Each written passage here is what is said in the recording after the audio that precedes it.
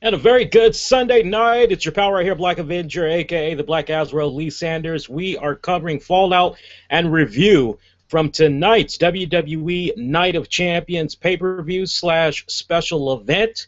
Special event for those of us that have the WWE Network, where, man, how about the way Michael Cole and the gang kept reminding those people that have the WWE on pay-per-view, they've bought the payper-views. Man, talk about that sting of $54 in taxes when you pay, come on guys, $9.99 a month. I mean, damn, talk about cockiness right there. But I'm gonna talk a little bit more about that later on. Welcome to you that's joining us. We put the tweets out all throughout the night that we were going to be doing our live Night of Champions post show. As always, we love it when you guys take the time out to interact with us. Post those comments down below so you can be a part of this episode. You can also hit us up on Twitter at the RCWR show. Got my secondary laptop over here, so I'm able to see all the interactions that's happening. As you all are commenting on YouTube, you're sending us the feedback on Twitter. As always, follow us on there. Also hit us up on Facebook, Infinity One Productions. Make sure you give this piece a thumbs up. Share it a number of ways, Facebook, Google+, retweet, always one of the best ways you spread the word about our content. Later on in the show, because we had revealed, well, actually, no, we didn't reveal. We actually had briefly talked about it in a special 3-minute video that we did, but somewhere during the course of this episode, we are going to reveal the contents inside this package right here. Now, I saw that there was a couple of comments that had came in earlier from just one or two people. Rather than focus on the fact that they were going to get something free, they were focusing on the fact that they kind of felt that the video was just a little bit too long. That was actually done on purpose. We got to give a shout out to Jamie and also one other person who earlier in the week they had shared feedback with me on how they were experiencing the stream. They were talking about there was some lagging issues, things of that nature. I actually spoke with Verizon earlier today, leading up to this Night of Champions event, and I said, look, I want to see if I can upgrade my speed, man. You know, kind of you got going on. Hook me up. So at stands right now, my upload speed has been matched with my download speed. So I'm now pushing 75/75. The next tier is 150 over 150. All right, up speed, down speed. So we'll see how this works. So let me know, guys, how you're enjoying the stream. If you're noticing any lagging, things of that nature, should be interesting to see how it goes. But in the meantime, kick on back, relax. Let's talk about WWE Champion. A great night of wrestling. That's really the first thing and the most foremost thing that's like just in front of my face that I think about the most with regards to this event. A lot of great wrestling from top to bottom. I really didn't even think I was going to be able to get into the Divas match for the championship like that, but I actually even found myself to be getting into that one, even though I was almost ready to dub it a bathroom break. But let's first get the bad stuff out the way. The Night of Champions pre-show. I think we all can be in agreement. Wasn't really a smart idea having it be an hour long. It just felt pretty dragged out. And the other thing, Renee Young. I love Renee Young. I love him hot. I love him white. I love him blonde or brunette. But I just really felt that Renee Young seemed a bit out of her element on this one. She was fumbling a lot. She really didn't seem like she was on point. The other guys were really, in my honest opinion, I could be wrong here, but my honest takeaway was that the guys on that panel were carrying her. I mean, I was really pleased with the work of Big Show. So much so, I'm saying to myself, damn, can we get Big Show on these panels more often? He does this very well. That's how much I had enjoyed his work. I don't know, guys. I think maybe they need to alternate on these pre-show shows if they're not doing it already. Maybe, okay, if you're going to get Renee Young for the pre-show, then maybe you can get Tom Phillips or Byron Saxton on the post show, and maybe you can kind of do it vice versa, or maybe flip it every month. Okay, Renee's going to do the pre and the post show, but then the next month it's going to go to Byron Saxton, and then after that it's going to go to Tom Phillips. Kind of do it like that, alternate to really see who's going to be the very best, because heaven forbid, if it's true that in the next few years Renee Young is possibly going to be the main broadcaster for SmackDown, or maybe main event, I think we got some dark days ahead of us. I'm sure many of you guys that's out there that have your girlfriends, your wives, whatever, man, I'm quite sure that your girls have been paying attention to wrestling for as long as y'all have been a couple, maybe even to the point you got kids in the picture. I know there's you guys that's out there that's probably looked over at your woman and you said, honey, you sound better than Renee Young. I know I said that tonight. So the pre-show, I think we can all be in agreement. It just dragged on way too much. They should have kept it at 30 minutes. I understood the mentality going into this, wanting to do an hour long, and I agree it was kind of a good mindset. Sounded good. Sounded good when you put it out there and everything. Sounds really good. You got all the championships on the line, but afterwards, not really so much of a good idea. Of course, we also got an update about Roman Reigns, as the news had first broke out on the WWE network over the weekend. It pretty much had interrupted your regular scheduled programming. Scott Stamford had announced what all had came about with Roman Reigns. Roman Reigns, he had to have emergency surgery. We were covering this all throughout the weekend on our YouTube page, by the way, channel. And looks like Roman Reigns is going to be out next weeks, going into next several months, the way it is sounding, as he had to have emergency surgery for a hernia injury. Nothing in-ring related, but man, talk about a big blow for the WWE right now. But as I said in our initial coverage of this, I feel that Roman Reigns, he should be back in time for Hell in a Cell. He may not compete at Hell in a Cell, which is going to be coming up on Sunday night, October 26th, but we should be able to see him make some type of an appearance on there, and then maybe afterwards, the November, maybe we'll see him involved in some type of a traditional 5-on-5 elimination tag match. At least that's the way I'm looking at it right now. Of course, you all are more than welcome to sound off on your thoughts. Let me know what you think with regards to that piece of news. All right, match-wise, let's go ahead and jump right into it. I want to blaze through this as quickly as possible, too, because I am eagerly anticipating seeing and hearing what you all have to say about tonight's pay-per-view. Tag team championships on the line. Jimmy and Jey Uso defending against Gold and Stardust.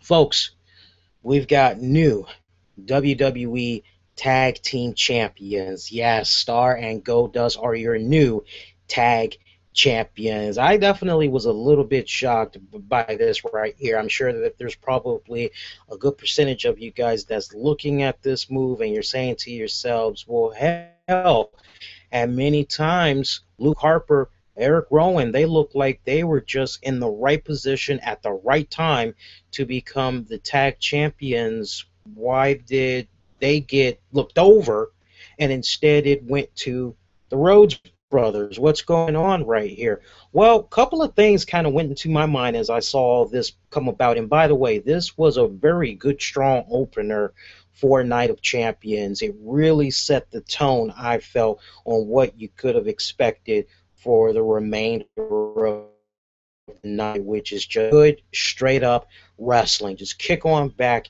enjoy, because everybody brought it. Now, some can make the argument that maybe they were a little bit inspired, if you will, by what all had came about from the WWE NXT TakeOver 2 special. And hey, if that was the case, hey, kudos. I just know every single body on this card tonight that performed, they went out there, they freaking delivered, they gave you a home run. You can have me kick back at the end of the night and say, Hey, man, damn good pay-per-view. That's really what matters in my book. Great tone that was set between the Usos, Rose, bro.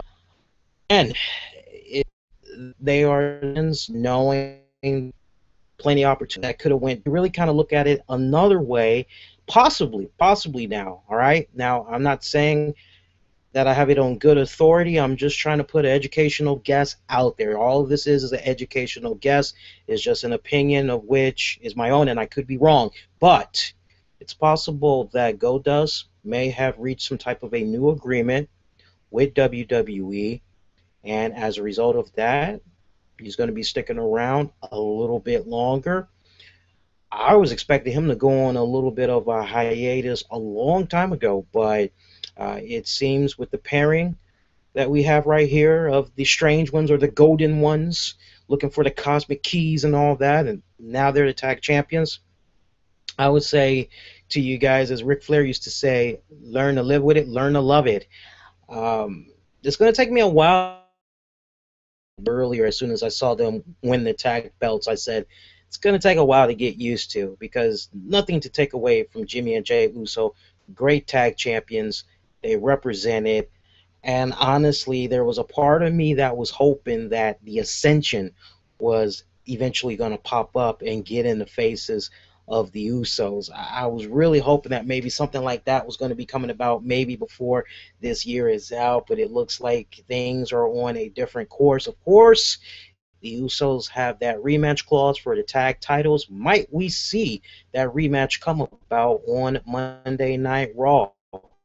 Don't be too surprised in less than 24 hours. By the way, every single championship match that was on this card tonight, I love how they were bringing up the previous champions that held those titles. So in the case of the WWE Tag Champions, they had these great little graphics and pictures of Edge and Christian, Tony Atlas, Rocky Johnson, uh, the Hart Foundation, who's the uncle of Natalia, Bret Hitman Hart, also Los Guerreros. Um, just you go from there to the United States Championship when mentioned how Harley Race held the championship, Sting, Eddie Guerrero. You go with the United States Championship. Of course, you got Dusty Rhodes. Uh, who else? You got Booker T. I already mentioned Harley Race. Then you have the Intercontinental Championship, Pat Patterson, Razor Ramon, Shawn Michaels. A little bit surprised that they didn't mention the Ultimate Warrior. I thought he was pretty freaking awesome as the Intercontinental Champion.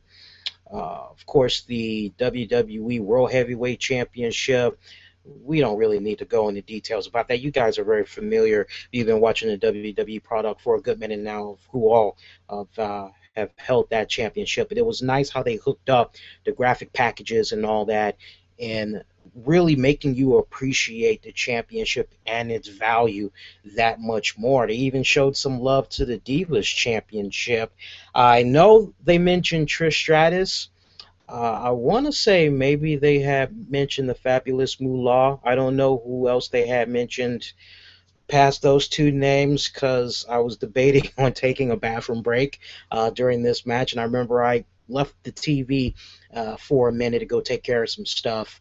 But second match is where things really picked up in my mind, and when I look over the matches overall tonight, and I had to home in on three matches that I felt was really on point, I definitely got to give the nod to Sheamus taking on Cesaro for the United States Championship. My God, man. It just was going back and forth. These guys were bringing it on so many levels. I mean, this was just a nasty, mugging type of a match. Very physical between these two guys.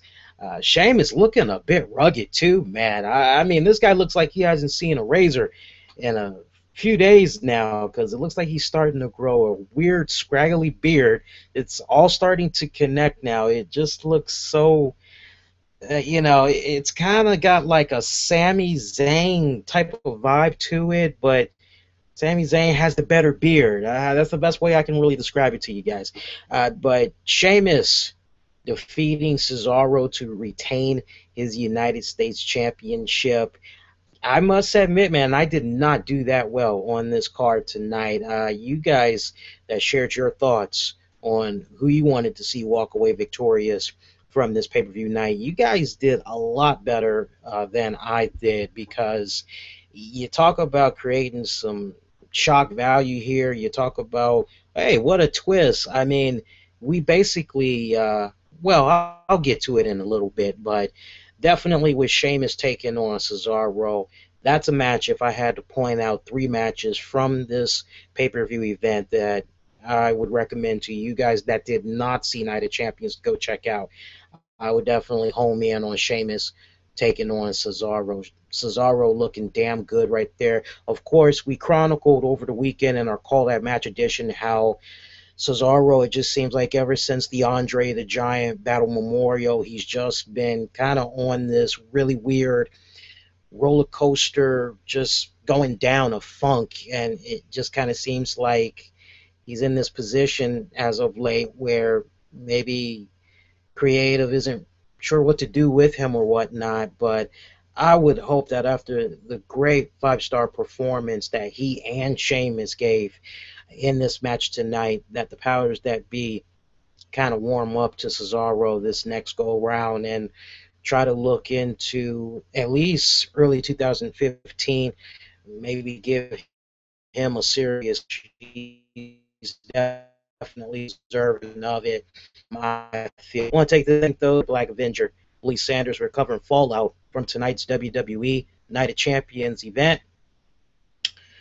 All throughout the night, Michael Cole and the gang were talking about how, hey, if you purchased the WWE Night of Champions pay-per-view, you paid $54.95.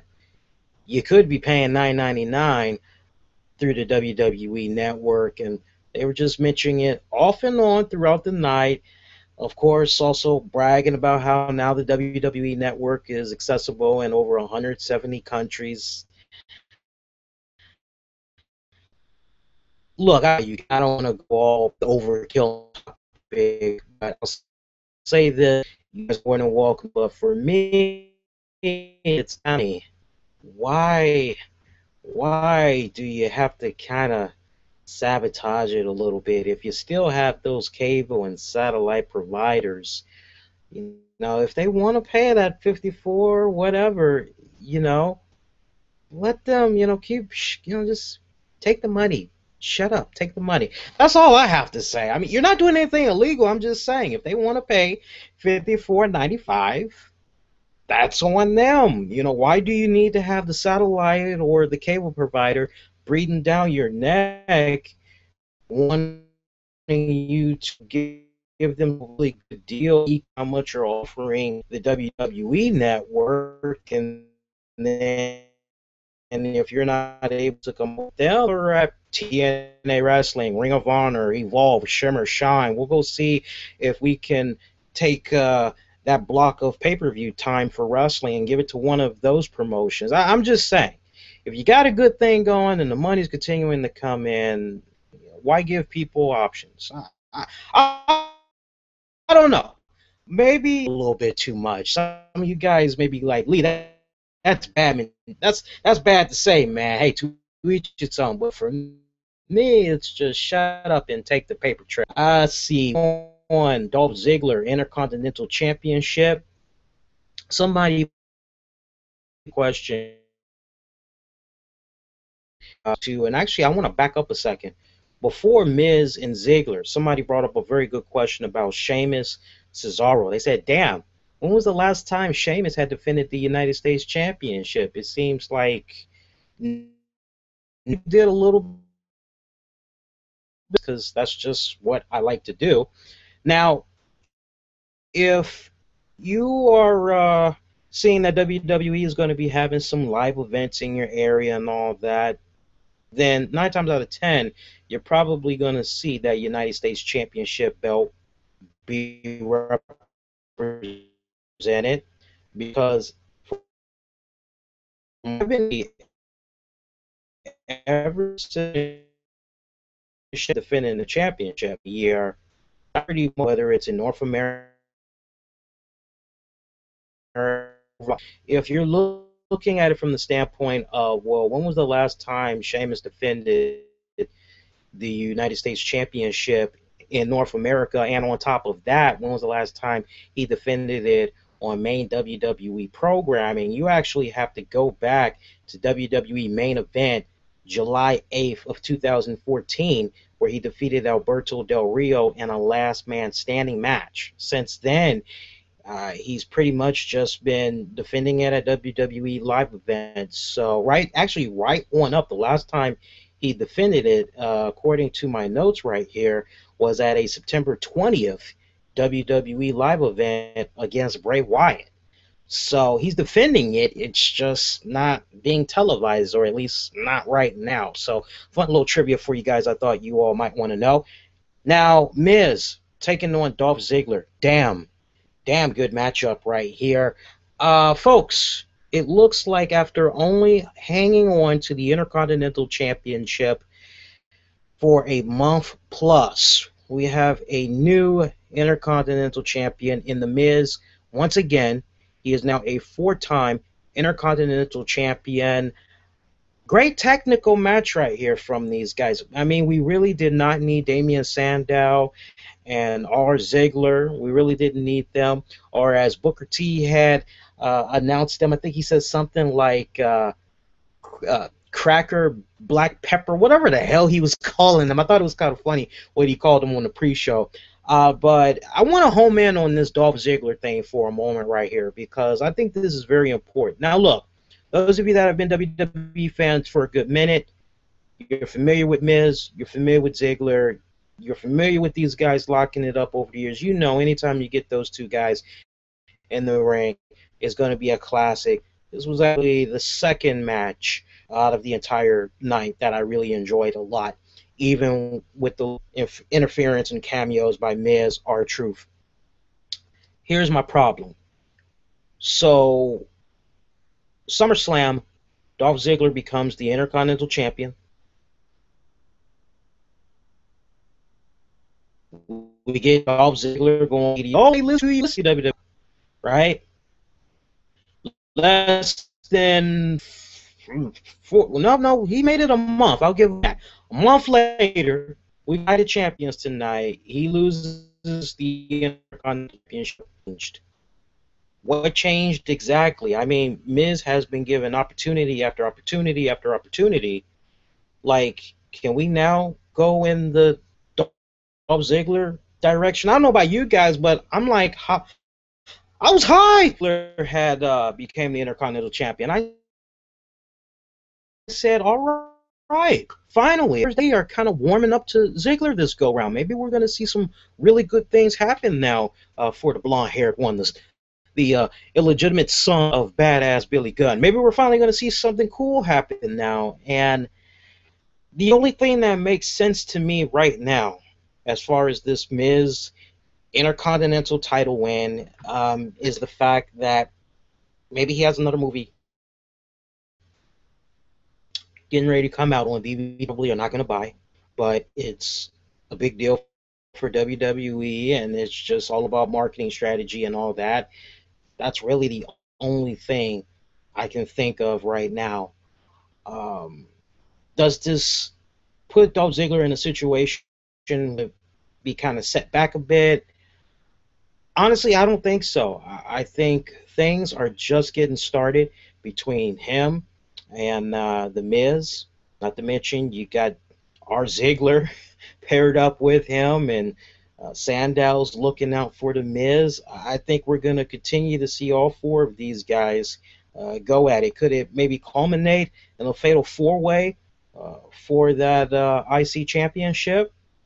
Some good wishful thinking right there. Only time will tell. But look, make no mistake about it, I'm definitely a little bit disappointed that Ziggler did not walk away with the Intercontinental Championship.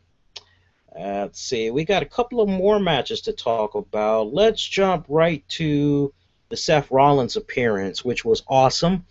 Seth Rollins coming out.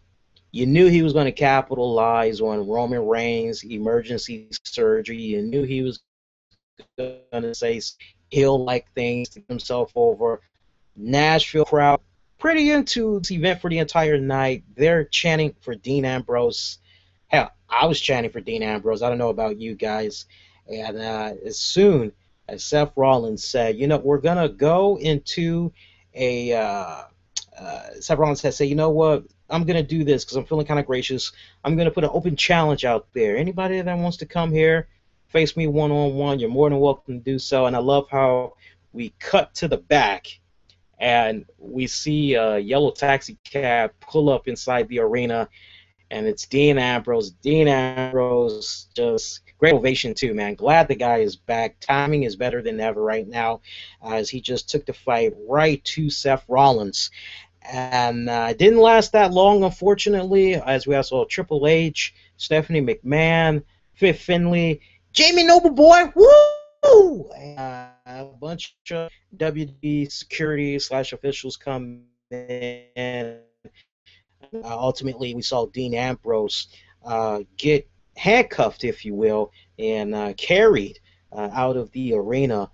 Literally, anytime I'm able to see a Jamie Noble spot, I love it. Quite honestly, I love Jamie Noble, most underrated guy as far as in-ring performer goes. That's for real. You guys remember Jamie Noble? Pat yourselves on the back right there. Especially that cute little blonde that he used to be teaming up with in storyline-wise. They were a couple. Was it Nivea? Nina? It'll come. I probably got the name that I remember we're talking about. Show some love, post your comments down below. But yeah, Dean Ambrose is back, of course. In real life, Dean Ambrose is actually filming a WWE movie. So that's why I saw finish that movie. So great to have him back, though. The timing is very, very critical right now, as we are without Roman Reigns. I would suspect going forward, what's going on with Seth Rollins, Dean Ambrose, that's just going to continue to happen for it's going another. Y2J, Chris Jericho, taking on the Viper, Randy Orton. A very classic matchup right here. Woo! Gotta give props.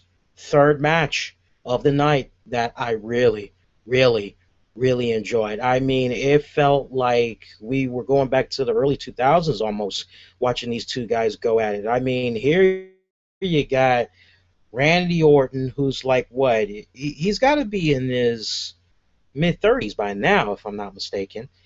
You got Chris Jericho. He's like 44, going on 45. These guys just went in there tonight, and this was just a good, classic, just everything you want, all right? If you're looking for the technical, or you're looking for a little bit of high-flying, you're looking for some submissions, I mean, these guys were really, really brilliant in this match tonight. White Orton, and he lost in awesome style too, man. We actually saw Chris Jericho go up to the top turnbuckle in the closing moments of the match, and he just kept, come on, Randy, come on, Junior, come on, you know, just kept doing that, kept teasing him to get up and turn around. If that would have been me, as soon as I would have seen him just get up, I wouldn't have waited for him to turn around. I would have just drop kicked his ass, quite honestly. I just thought the ending, you know, it kind of dragged out just a little bit too long.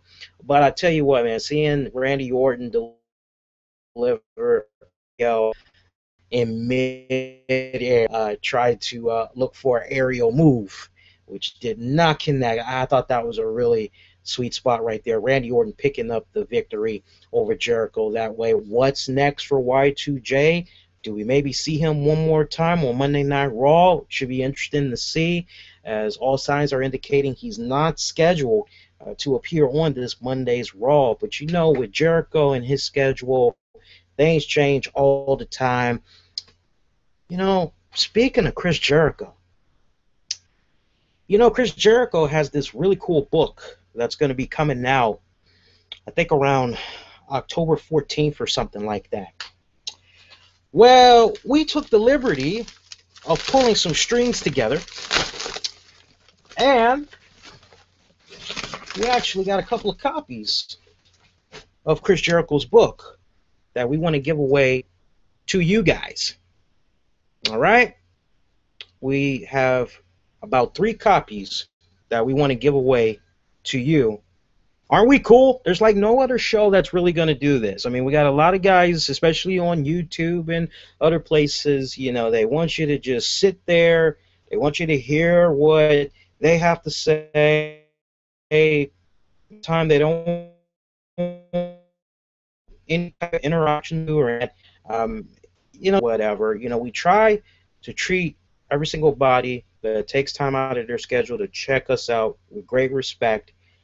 And we've been at this now since 2011, and the opportunities that come our way, whether it comes in the form of the cool guests, where we can upgrade our equipment because you're representing, you're buying our merchandise or whatever, man. It's nice to be able to give back. All right. And I was saying to myself, I want to do something really cool for you guys. Well, what can I do? And the first thing that popped in my mind was, well, why not offer a couple of copies of Chris Jericho's book? So this is how we're going to do it. If you want a copy, right, we're going to do a random prize drawing. All right. All you have to do, if you have iTunes, if you have Stitcher, all you got to do is look us up on those respected links, leave us a rating and a review, all right? Find us on Facebook, or you can send us an email, private messages on here. Let us know your name, your city, your state, best contact email address that we can use to contact you. And we're actually just going to look at everybody that has left us a rating or review. We verify it. We're going to take your name, your information, piece or whatever, and we're just going to do a nice little lottery draft that way, where we just pick 3 random winners. Okay, that's the best way I can come up with it right now. And I know that we have a lot of folks that check us out on a week-to-week basis on Stitcher. I numbers. I hear back from many of you guys that are accessing our shows on iTunes or on Stitcher. Have iTunes, then send me a private message. I'll see if we can maybe make a compromise as far as how you can try to show your support that way. But this is as far as because I've been thinking about it all week. This is the best prize giveaway that I can come up with. So if you have iTunes, you got Stitcher, hit us up with a rating or a review. You can do both. Do both of those platforms. If you want to double your chances, you can hit both of them up. All right, but we're going to be giving away those 3 copies, and the way it's looking right now, we'll give you guys, today is September 21st. We'll give you guys until, let me see, it's the 21st. I'm going to give you guys until, let's see, 1 week, 2 weeks. I'm going to give you guys until October 13th. You have until October 13th to get out there, give us that rating or review. Now, for those of you that do not have iTunes, Spreaker, or correction, Stitcher rather, you don't check out shows on those respected platforms, you can do the next best thing. Give our Facebook page a like at Infinity One Productions, but please make sure you send us the best contact info so that we can contact you ASAP. Last time we gave away a cool prize giveaway, the people that we tried to contact, we weren't able to hear back from. So far, we've only heard back from one person who's been able to stay in contact with with us about his prize, and it's good to give back. I'll let you guys take a look at it. One of those new book, The Best in the World at What? I have no idea. This is not supposed to be out until October 14th, but we managed to pull some strings to get a hold of some copies for you guys. We'll actually be having a review for this book very shortly, so stay tuned. Let's continue on with the action. I just want to blaze through these last few matches, and then I want to get to you guys' comments and questions, concerns about tonight's Night of Champions show. So let's have at it. Mark Henry had a very emotional moment of the night as he was going into his match against Rusev. We saw the Big Show pretty much pull a Rocky III, if you will, and handing him some red, white, and blue attire, if you will, tell him to go out there and represent, because there's going to be many Americans that's going to be watching this match and they're going to be rooting him on. To Lillian Garcia doing the national anthem, and Mark Henry just bawling his eyes out like a baby. You're like, well, great coming out. Match starts. Sorry, but I get behind this match. I couldn't wait for the match. Me watching this match was like watching paint dry. That's no disrespect to Rusev. It damn sure is no disrespect to Mark Henry with regards to Henry. Hell, both of these men, I've seen them in better matches. I'm sure whoever was coming up with the booking for this, they say, you know, Henry versus Rusev sounds pretty damn good. But honestly, I just felt that they did not gel like that. It just really did not come off that way. I tell you what really kept me into the match, though, and that was the people's reactions to Rusev. I mean, at one point, and I'm sure you guys probably heard it, there was like this one grown-ass man that was yelling at Rusev. I mean, he was cursing him out, telling him he needs to go back to his country, and I'm thinking to myself, genius, you know this guy was born in North America, right? You know he's just playing a character on TV that at the end of the day, him going blue slap, blue kan pumba, puda da da do doom, you know, as soon as it's all said and done with, he's going, all right, guys, so I'll see you next week, okay? I mean, so, you know, I mean, really, it's like, as some of you all had said, it's obviously still real to him, damn it, and apparently it is. Right down to the point that afterwards, and by the way, this should be a no-brainer, Rusev, he defeated Mark Henry. I mean, were you really expecting a different outcome? If you were, you should know better by now, okay? Because the way it's looking, whether someone was like it or not, somebody or a group of people have big things planned for Alexander Rusev. And not to mention, it's kind of easy to spot the Russia flag if you happen to be in attendance, or they do a nice, good, far away, wide shot. You can easily spot the Russian flag, so it's kind of like, you know. But as far as the match goes itself, I've seen a better performance from both of these two men.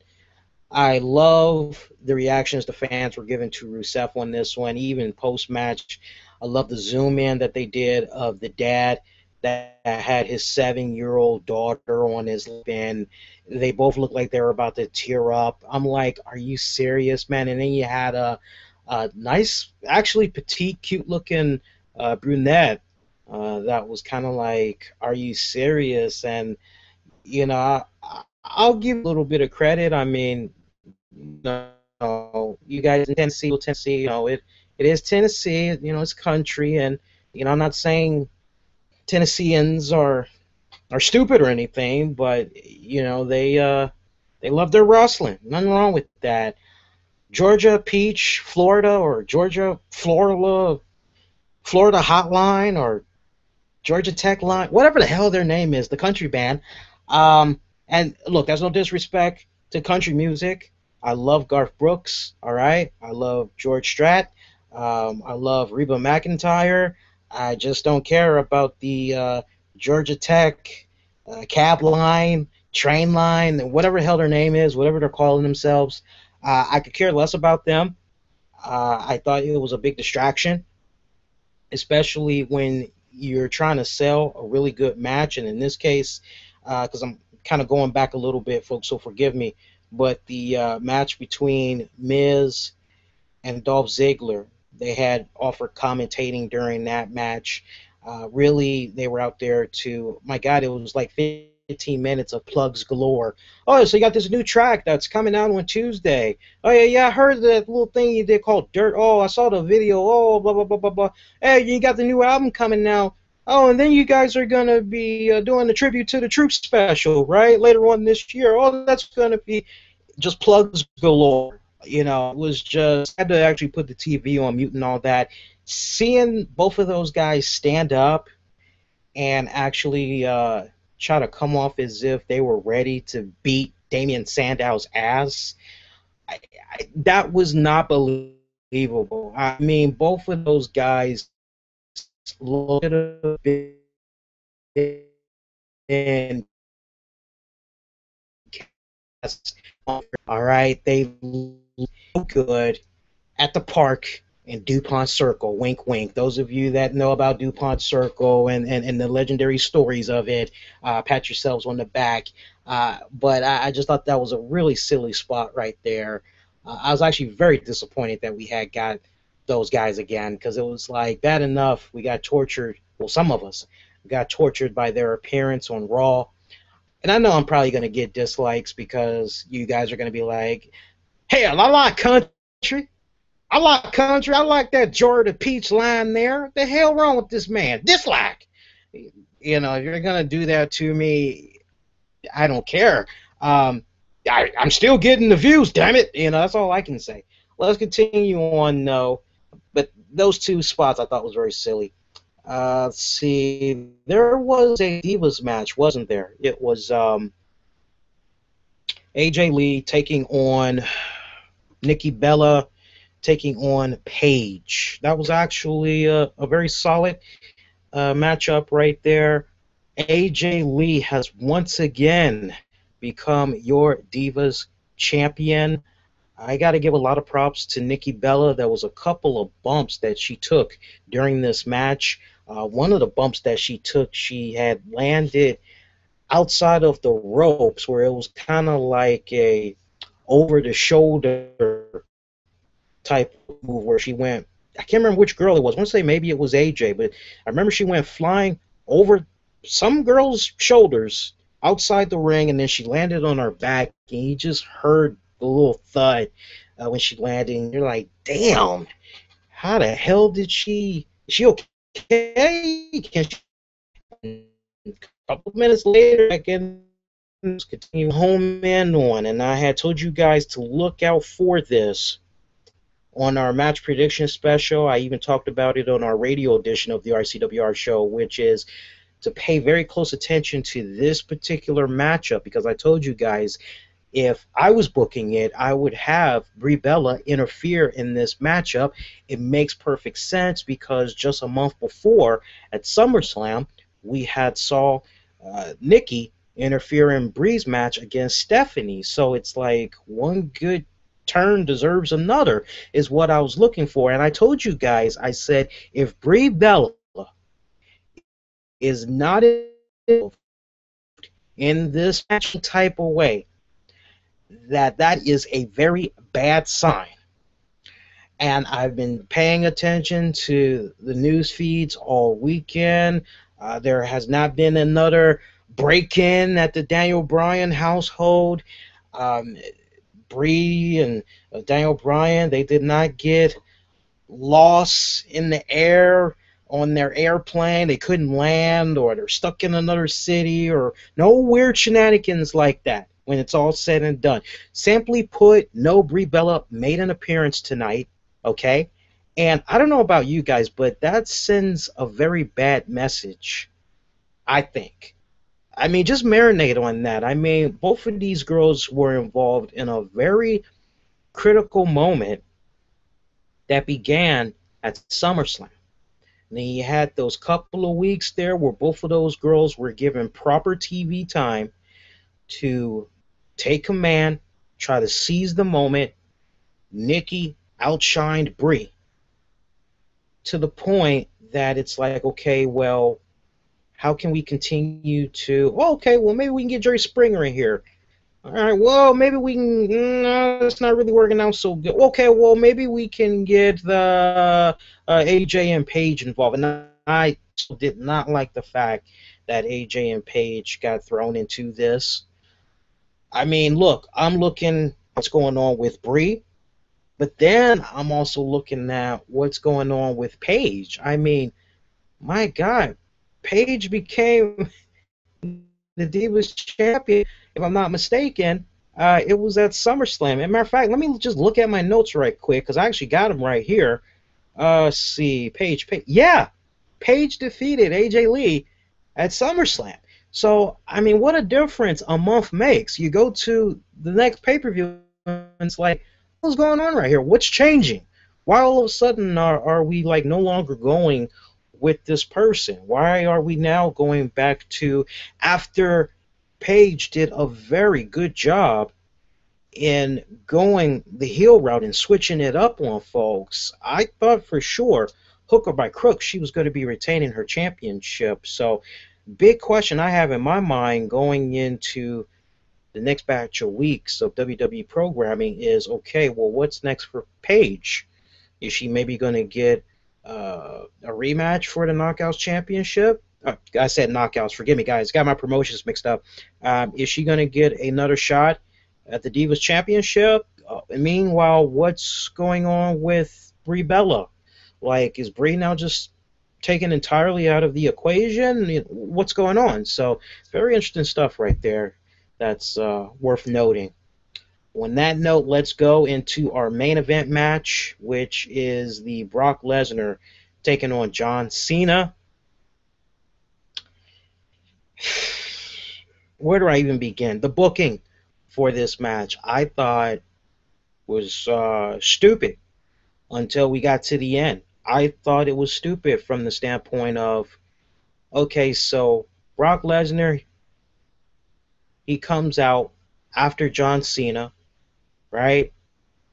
Brock Lesnar is allowed to come out. He got his whole pyro thing going. He's able to jump on the top ropes. He's able to go in. He's able to take his belt off, raise it in the air. He's able to do all his little showboating, right? Meanwhile, in all the weeks leading up to this match, we basically got John Cena going, I'm not going to go in there and I'm not going to beat Brock Lesnar. I'm going to go in the Night of Champions and I'm going to beat Brock Lesnar's ass. No, Paul Heyman, I'm not going to do that. I'm not going to go over to the dark side. It's not happening, Paul. I'm going to do things my way, but I promise you, I'm going to go in there and I'm going to fight for my life. I'm going to beat Brock Lesnar's ass. So I'm hearing all this passion, great conviction in John Cena's voice on how he's going to go in there and basically he's going to try to destroy the beast.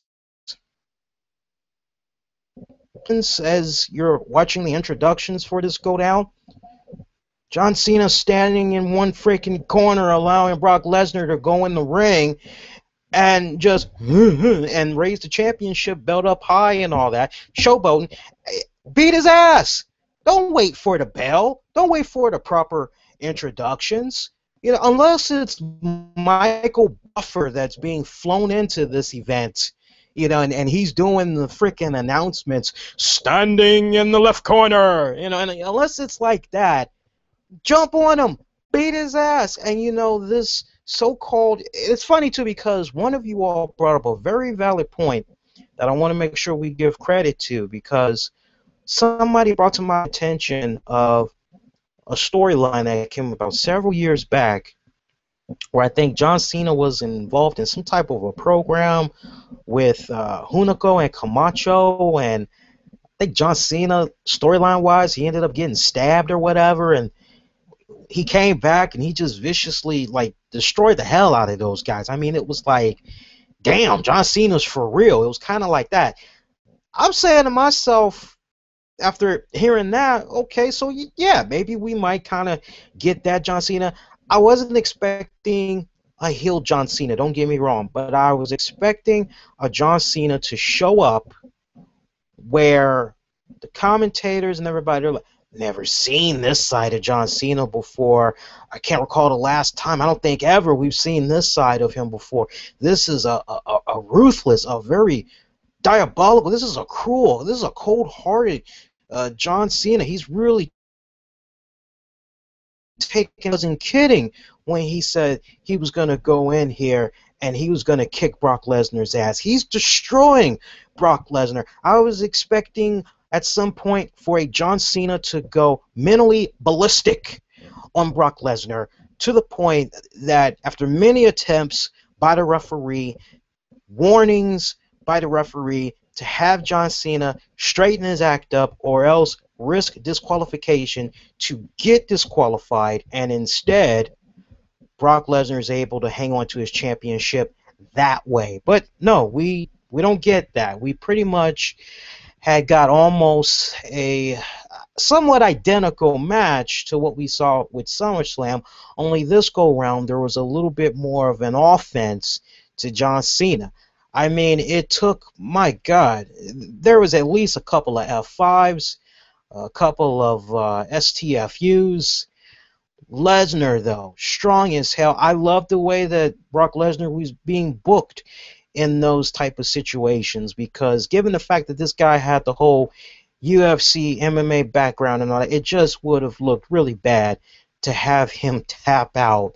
You know, if anybody's going to be doing tapping out, it should be Brock Lesnar, okay? Because he's legitimately that bright. And, you know, you're wondering to yourself, okay, well, how exactly is this going to end? Because both of these men, they've pretty much put everything out there in their arsenal. So how is this exactly going to end? Well, you think back to something that Seth Rollins has said right before he had engaged in a brawl all throughout the arena tonight with Dean Ambrose, which is he has a plan B, and he was basically looking to cash in his Money in the Bank briefcase on whoever the champion may be. He just wanted to try to take advantage of a situation. We see him come in right when John Cena has applied another STFU to the beast incarnate Brock Lesnar. Seth Rollins hits John Cena with the briefcase, all right? Afterwards, we see Seth go for that nice, sweet Gears of War curb stomp to Brock Lesnar. Lesnar's out. Rollins cashes in the briefcase, or makes the attempt to, goes in, is getting ready to go for the cover. Cena luckily recovered, started bringing the fight to Seth Rollins. Seth realizes tonight was a bad night to try to cash in the briefcase as he goes running to the back. Meanwhile, Brock Lesnar was able to recover in time to deliver a F5 to John Cena. And that pretty much had ended your pay-per-view tonight. So now it looks like you have John Cena, Seth Rollins, the WWE World Heavyweight Championship intertwining. You know, Dean Ambrose is probably going to get involved in there at some point. Very interesting to see what's going to be coming about for Hell in a Cell. You know, I can't help but wonder what exactly is going to happen. You know, just looking into the crystal ball a little bit, if I were to just give an early projection, an early prediction, I wouldn't be too surprised if John Cena were to come out on Monday Night Raw and storyline-wise boost about how he got cheated, he wants a fair shot against Brock Lesnar, no distractions, because as far as he's concerned, he almost had Brock Lesnar beat for the championship, and maybe we're going to see some type of a tournament or whatnot take place. As you know, honestly, I was really under the impression that Sheamus was going to lose his United States Championship, which would then set him up to possibly be able to become a #1 contender to take on Brock Lesnar. I laid out very good explanations why on our Call That Match special. Check it out when you guys get a chance. But the way it's looking right now, possible we're going to see Cena and Lesnar again. Maybe that is going to be inside of a Hell in a Cell steel cage. Are you guys up for that? Do you mind seeing it, or do you need a new element thrown in there? Does a third person need to be injected into the mix, or does John Cena not need to be involved in it? Let me know what you guys think with regards to that. But Monday Night Raw should be very interesting. Also, with John Cena possibly coming out, making the argument that he should get another shot at Brock Lesnar, is maybe Lana and Alexander Rusev going to make some type of a cameo? Or they may be going to try to put their bid in as far as, hey, look, Rusev, he's undefeated. If anybody deserves a shot, it should be Rusev. Or we may be going to see something like that come about. So a lot of things going into Raw. But I would have to say tonight's Night of Champions, I really enjoyed it, man, from top to bottom. Again, those key matches that I brought up to you guys that I would strongly recommend you all check out. If you have the WWE Network, definitely it's worth watching for Sheamus taking on Cesaro, Miz and Ziggler. Definitely Chris Jericho, Randy Orton. Got to show love to the tag team match between the Usos, starring Goldust. It gets an honorable mention, but the top three matches definitely goes to Sheamus, Cesaro, Miz Ziggler, Randy Orton, Y2J. On that note, let's go ahead. Let's get to you guys' comments. If you want to be part of this episode, post those comments down below. You can also find us out on Twitter at the RCWR show. If you're enjoying our recap and review show so far, make sure you go out of your way, give this piece a thumbs up. Also share this a number of ways, as it's always one of the good ways you can spread the good word about our content. Quick programming note, we will have the Monday night edition of the RCWR show airing here live on YouTube for you guys at 11:10 p.m. Eastern, or as soon as Raw goes off the air. We'll cover Raw Fallout and all that. There will not be a radio edition of the RCWR show this Tuesday night, but programming will resume on Wednesday, as we'll be covering TNA Impact Wrestling Fallout on a new Impact Showdown, which you can catch right here on YouTube at 11 p.m. Eastern. Also, we had a really fun and insightful conversation with former WCW and WWE wrestler Chuck Palumbo. Show that some love. It's been getting a decent amount of buzz from you guys, and we definitely appreciate the support that you all have been giving us. A lot of you all have taken the time out to send me a private email, private message on Facebook or whatnot. Let me know how much you had appreciated it, and I do humbly thank you guys for that feedback. All right, let's get to you guys' comments now, as it's my favorite part of the show. We'll take it from the top and we'll work our way to the bottom. William, Lesnar Cena was terrible. Will, I'm really not disputing that, bro. I honestly, just the way it was booked from the moment that we see these guys come out, the booking was just terrible. I mean, honestly, I was more excited in just relishing the idea of a Seth Rollins possibly becoming the WWE World Heavyweight Champion. I mean, really, that's what kept me into it. But yeah, honestly, what they did at SummerSlam, I thought, was far better than what they did at tonight's Night of Champions. Lee, please do more country accents. It's Florida Georgia Line, Georgia Tech Line, Florida Georgia Line, whatever the hell their name is, man. I just know I need my damn country, man. I'm giving this here man a dislike. This black man here, he's offending me. He's offending everything I love about country, man. I take that personal. I dislike. Like, yeah, that's what you watch. That's exactly what's going to happen. That's exactly what's going to happen. I know I'm going to piss off some people that are into the country. Dream Warrior. Every time I see your name, Dream Warrior, you remind me of, was it Nightmare on Elm Street 3 or was it 4, Dream Warriors? That was awesome. I love that one. The soundtrack for that one was awesome too, by the way. Dream Warrior, like for me, the commentary for that IC match was so disrespectful. They spent more time on those geeks than the IC belt. WWE is garbage. I'm done with this crap. Now, Dream Warrior, let's be honest, man. Let's be honest. You know you're going to be watching at some point Monday night. Come on, let's be for real. You know. But look, I feel exactly where you're coming from, especially when they were doing all the great video packages with the graphics showing you all the champions throughout the years and all of that. They did one especially for the Intercontinental Championship. I agree with you. It was just plug galore for that band. You know, it should have been just kind of subtle. You know what? I was fine when they were like, oh, yeah, WWE tribute to the troops. I was fine with that. I was fine with oh, you got an album, drop in it. Okay, I'm fine with that. But after those two plugs, it was like 10, 15 minutes just kissing their ass. And it's like, okay, I can understand it if they're doing the Raw theme song or whatever. It's like, but or maybe they're going to be the halftime performance band for this pay-per-view event, but that wasn't even going on. So, yeah, I'm with you 100%, man. No disagreement with you on that one. And let's see. Hey, Lee, can you post the contest details?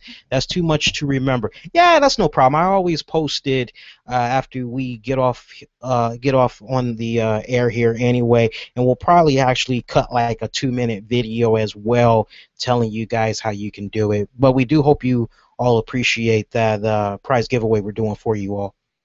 Jason, when the Florida Georgia Line guys were announcing their appearance on Tribute to the Troops, he called it Honor the Troops thing. Really, Jason? I did not catch that.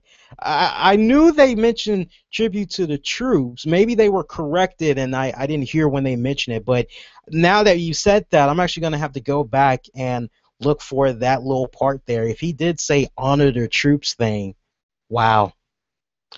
Nigel, hey man, breaking news. Chris Jericho tweeted a video saying, "Thank you, WWE Universe, see you soon." Well, sounds like maybe Chris Jericho might be done, at least for now. Adam, hey man, love the show, always entertaining, and appreciate the information you share. My question is simple. What would Warrior's role be in the company if he had lived, whether it be an appearance and a storyline or behind the scenes? Thanks.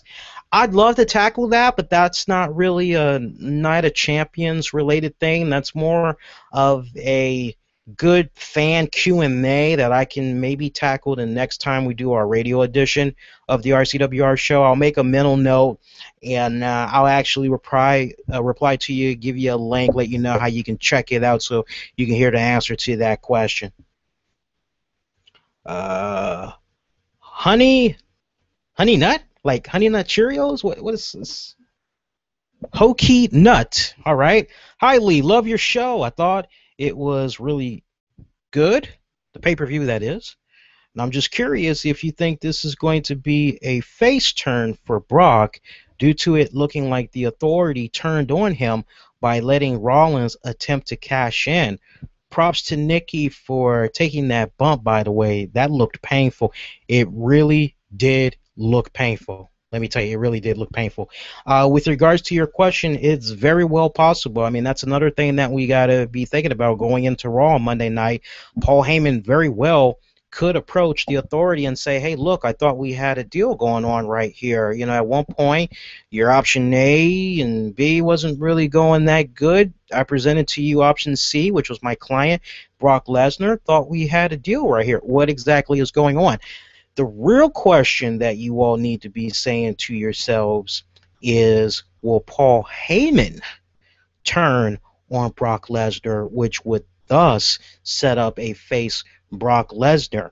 Because look at the body language that was coming about from Paul Heyman. He just kind of stood shocked but mixed in with a little bit of awe at the fact that here was this young, hungry, determined young man in a Seth Rollins that was looking to take advantage of a situation. Remember, the last time Paul Heyman had turned on Brock Lesnar, it was to side with the Big Show. Remember that? We're going way back. We're going into the mid-2000s right there. Those of you that did not watch the WWE product back then, WWE Network is something that you want to check out, get caught up to speed on that one. Matthew, give me that damn Jericho book, Sanders. I need it. Don't worry, we'll give you guys the details in a much shorter video.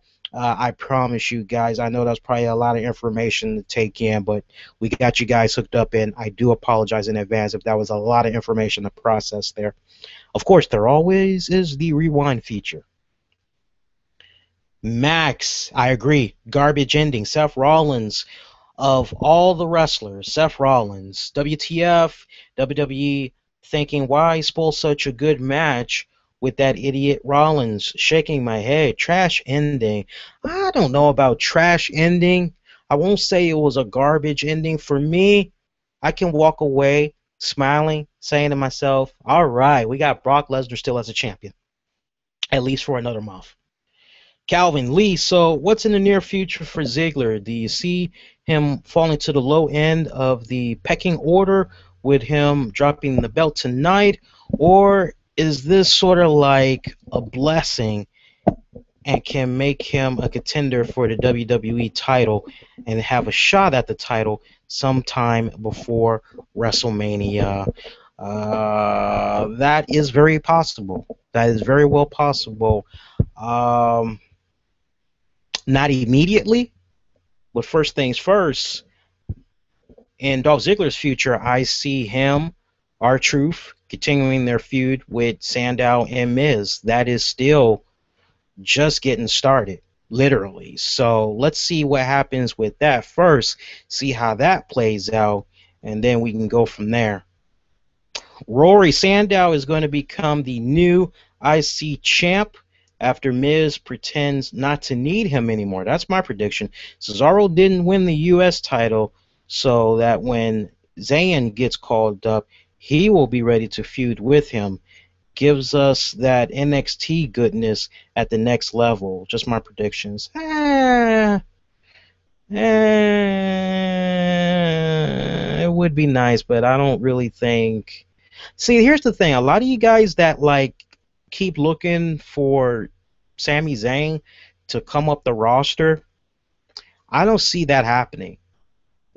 I don't see that happening. At the earliest, Sami Zayn might get there at this point. I think it's probably going to be maybe summer of next year. The way he has just storyline-wise continued to be screwed out of the NXT Championship, coming so close. Nah.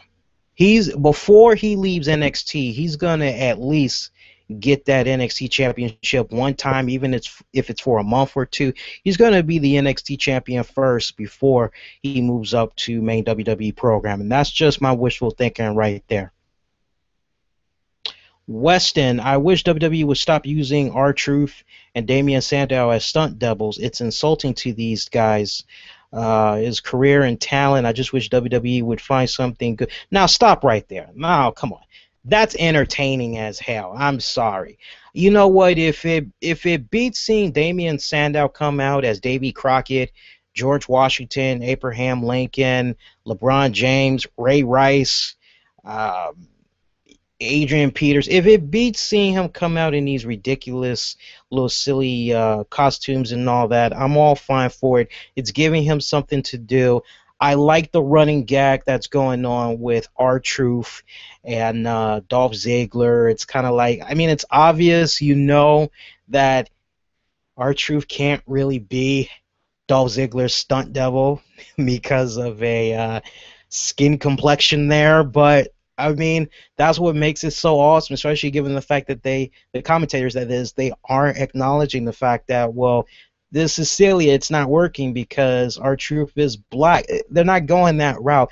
And plus, it's giving them something to do. And being a Damian Sandow fan and an R-Truth fan, I love the fact that they're involved in this position right now. Ultimately, when it's all said and done, it's actually a good move. They're all benefiting from it when it's all said and done. Snaker Attic, really shocked. Great the pay-per-view was tonight. Definitely a good show. Jason, 7.5 out of 10. Quarter points off the show is as follows: Cesaro versus Sheamus. The 1/4 point. I ain't getting into that 1/4 point. And I love you, Jason. We appreciate you always retweeting stuff we do and all that. But you're losing frames bad. I'm losing frames bad. I don't understand what that means. You got to be coming at me with more English on that one. By the way, speaking of, how's the stream going so far for you guys? Anybody noticing any lag or whatnot? Because we did upgrade our speed earlier today. So I was testing it out for a few minutes. Seemed like everything was going pretty good. Post your comments before we wrap it up for tonight. We're almost done. I'm only going to go through a couple of more comments from you guys. If y'all have been enjoying the show so far, make sure before you all roll out, show us some love. Give this piece a thumbs up. Make sure you Facebook, retweet, Google Plus it. Always one of the best ways you can spread a good word about our content. David, do you think it'll be a three-way match at the next pay-per-view? And do you think Cena would have won if Seth did not come out? With regards to the later question, that's the question that ultimately is going to set up another match between John Cena and Brock Lesnar. As far as a triple threat match goes, does it make sense to put Seth Rollins in there? He's got his hands full right now that Dean Ambrose is back. I think, if anything, Dean Ambrose is going to be getting in his face. Let's see. 9476. Love watching the shows as always. I really like the first two matches of the show, of the pay-per-view. The matches in the middle were rough to go through and couldn't really get into it. I'm disappointed on how the main event finished. I thought they were going to book Lesnar as an unstoppable beast until WrestleMania. Maybe it's because there's no credible faces to fight Lesnar.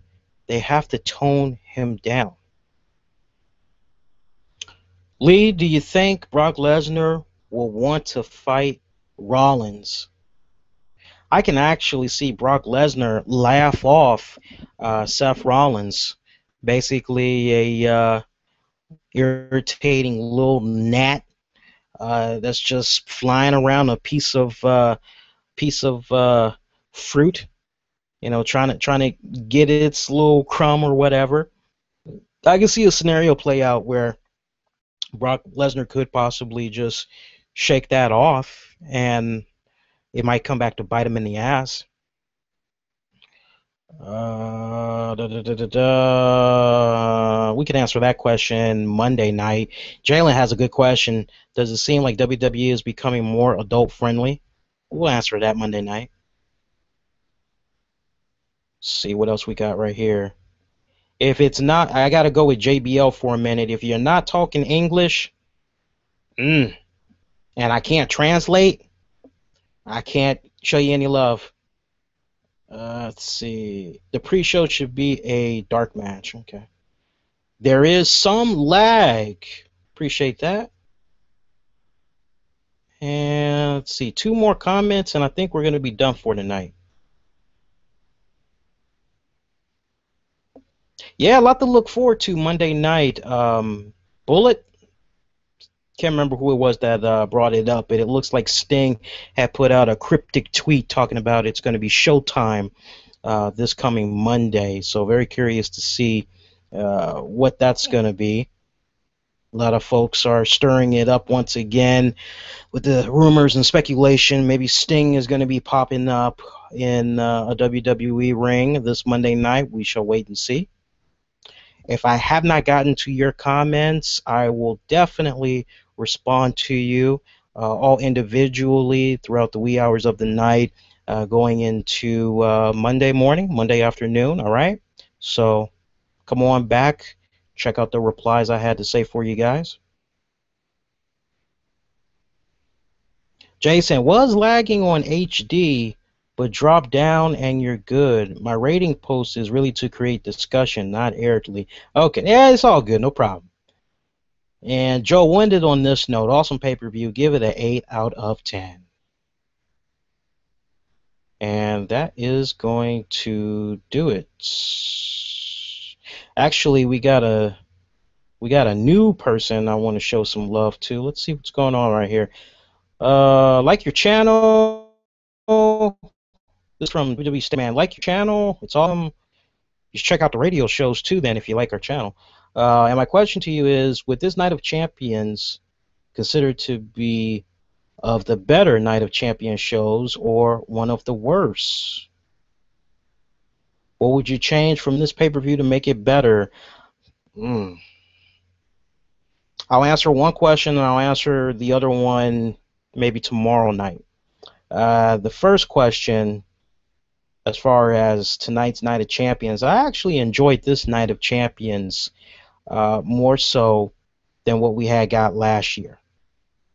Now, for those of you that need a little bit of a friendly reminder on what had happened at last year's Night of Champions, here's the card from Night of Champions 2013.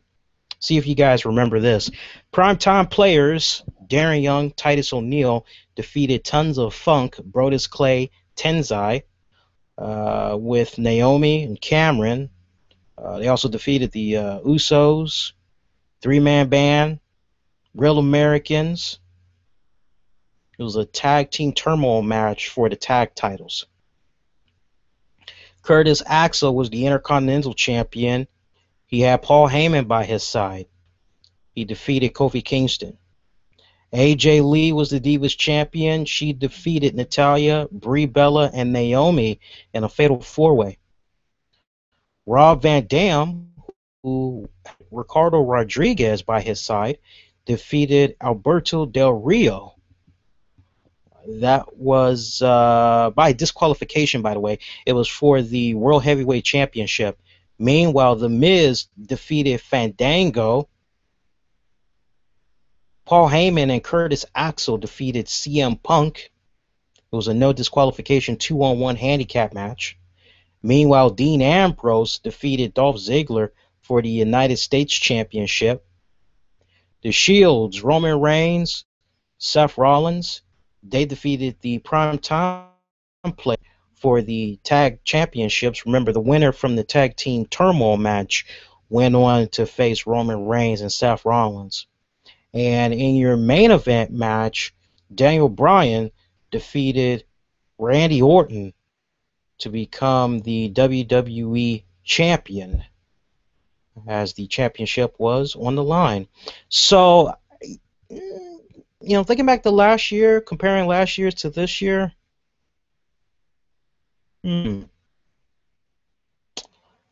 I have to give the edge slightly more to last year's.